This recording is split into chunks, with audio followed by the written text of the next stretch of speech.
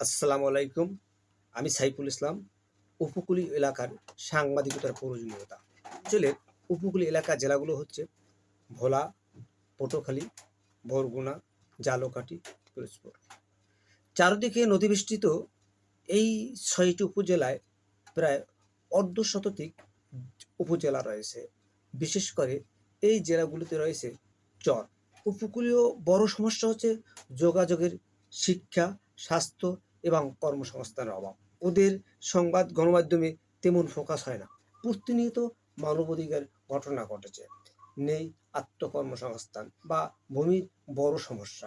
খাস জমি থাকলেও সুষ্ঠু বন্টন নেই। উপকূলীয় এলাকার সংবাদ তেমন সংবাদপত্রে আসে না। প্রয়োজন মনে করেছি যে উপকূলীয় এলাকা বিশেষ করে ইস্যু নিয়ে সাংবাদিকতার প্রয়োজন এবং উপকূলীয় এলাকার যে মানুষ যে দুর্ভোগের শিকার, সেই শিকারগুলো তাদের সমস্যার সমাধান হতে পারে। গাইডলাইন নিয়ে তথ্যগুলো সংগ্রহ করা যায়, তাহলে ভালো একটা প্রতিবেদন হতে পারে এবং যেটা হলো সংশ্লিষ্ট কর্তৃপক্ষের দৃষ্টি আকর্ষণ করা যেতে পারে।